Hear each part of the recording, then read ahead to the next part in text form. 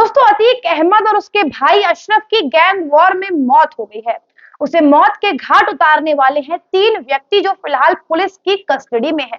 लेकिन जैसे ही अतीक अहमद की मौत की खबर जनता में आई, तो वैसे ही यूपी पुलिस और योगी आदित्यनाथ सरकार पर तमाम तरीके के सवाल उठने लगे।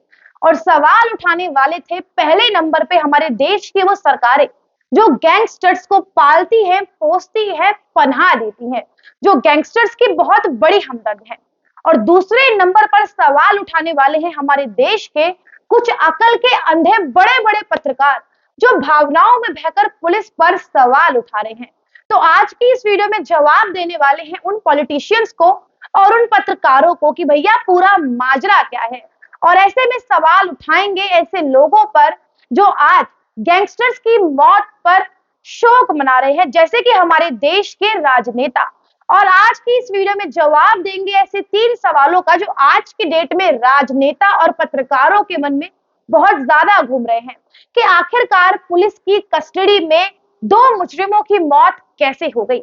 दूसरा सवाल, गोली चलते ही पुलिस पीछे क्यों हट गई। और तीसरा सवाल, पुलिस अब क्या कार्रवाई कर रही है। तमाम तरीके के सवाल है, जवाब आपको मिलेगा केवल हमारी आज की स्पेशल रिपोर्ट में। दोस्तों, सबसे पहले तो मैं सवाल पूछना चाहूंगी देश के हर एक राजनेता से जो आज सवाल उठा रहे हैं, हर एक पॉलिटिशियन से जो आज सवाल उठा रहे हैं। और जो मैंने तीन सवाल पूछे हैं उनका जवाब इसी सवाल में है। इंदिरा गांधी की मौत का जिम्मेदार कौन था? उस समय देश में कांग्रेस की सरकार थी। क्या कांग्रेस जिम्मेदार थी जो आज योगी आदित्यनाथ और यूपी पुलिस पर सवाल उठाए जा रहे हैं? और इंदिरा गांधी ऐसी अकेली नहीं है जो फुल पुलिस की कस्टडी में रहते हुए भी जिनकी मौत हो गई। इंदिरा गांधी 1984 में अपने ही घर में मारी गई। दूसरे राजीव गांधी हमारे देश के प्रधानमंत्री थे, वो भी उन्हें भी ह्यूमन बॉम्ब के जरिए उड़ा दिया गया। तीसरा एग्जाम्पल दूं तो हमारे पंजाब के पूर्व पूर्व मुख्यमंत्री बेअंत सिंह, जिनके साथ साथ हमारे देश के 20 से 25 पुलिसकर्मी भी मौत के घाट उतर गए। 30 से 25 पुलिसकर्मी शहीद हो गए। दोस्तों, बेअंत सिंह के शरीर के चीथड़े उड़ गए कि उनकी पहचान उनके जूतों से करी गई। उनके शरीर का एक भी अंग नहीं मिला। और ये तीनों के तीनों राजनेता जो मैंने आपको बताए हैं, वो कोई छोटे मोटे विधायक नहीं थे, वो अपने आप में देश के प्रधानमंत्री और प्रदेश के मुख्यमंत्री थे। और तीनों ही सुरक्षा से लैस थे, पुलिसकर्मी थी, XY+ सिक्योरिटी थी उनके पास। और चौथे नंबर का उदाहरण दूं तो वो ताजा उदाहरण है, और ताजा उदाहरण है पंजाब के अमृतसर के गोपाल मंदिर के सामने धरना कर रहे सुधीर सूरी, जो शिवसेना के नेता थे, जिनके पास Y+ सिक्योरिटी थी। और जैसे ही गोलियां चलती है, सारे पुलिसकर्मी पीछे होते हैं, एक्शन मोड में आते हैं और फिर डिफेंड करते हैं। तो क्या अब हम सवाल उठाएंगे भगवंत मान सरकार पे कि सुधीर सूरी की जो मौत की जिम्मेदार है वो आम आदमी पार्टी सरकार है?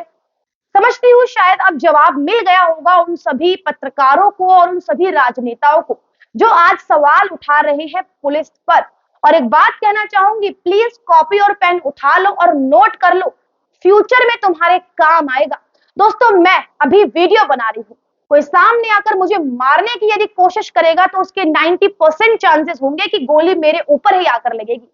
मुझे पता भी लग जाए कि वो व्यक्ति मुझे शूट करने वाला है, लेकिन 10 सेकंड का वक्त तो मुझे लगेगा ही लगेगा अपने आप को डिफेंड करने के लिए। तो इतने में खेल खत्म हो जाएगा। और पुलिस को पहले से जानकारी नहीं थी कि ऐसा कुछ होने वाला है।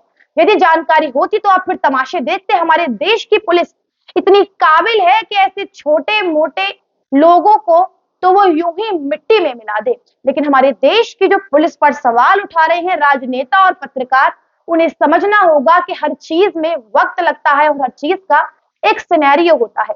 एक और सबसे बड़ी बात, यदि आप बड़े से बड़े आर्मी अफसर से भी पूछेंगे, हर चीज की एक पॉलिसी होती है।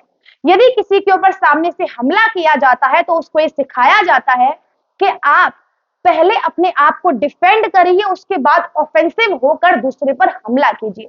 जो लोग सवाल उठा रहे हैं पुलिस पीछे क्यों हट गई थी, ये उनकी ट्रेनिंग का हिस्सा है। पहले अपने आप को बचाना है। यदि मैं अपने आप को ही नहीं बचाऊंगी तो मैं दूसरे की सहायता कैसे करूंगी? कई लोग सवाल ये भी उठा रहे हैं कि पुलिस अब क्या कार्यवाही कर रही है।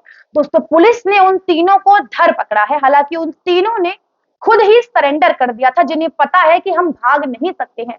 और भाग भी जाएंगे तो पुलिस कहीं ना कहीं से पकड़कर हमारा एनकाउंटर कर देगी। लेकिन इस पूरे मामले में एक और फैक्ट निकल के आता है और वो फैक्ट ये है कि उन तीनों को ही अपनी जान की कोई परवाह नहीं थी। क्या पता अतीक अहमद के वो पीड़ित हो, क्या पता उनका कोई अपना अतीक अहमद के द्वारा मारा गया हो, कुछ भी हो सकता है। अब वो तीनों पुलिस की कस्टडी में है, अदालत में पेश होंगे, गुनाह कबूल करेंगे, क्या सजा मिलती है, ये सारी चीजें देखने लायक होंगी। लेकिन हमारे देश के कुछ ऐसे राजनेता हैं जो आज सवाल उठा रहे हैं अतीक अहमद की मौत पर।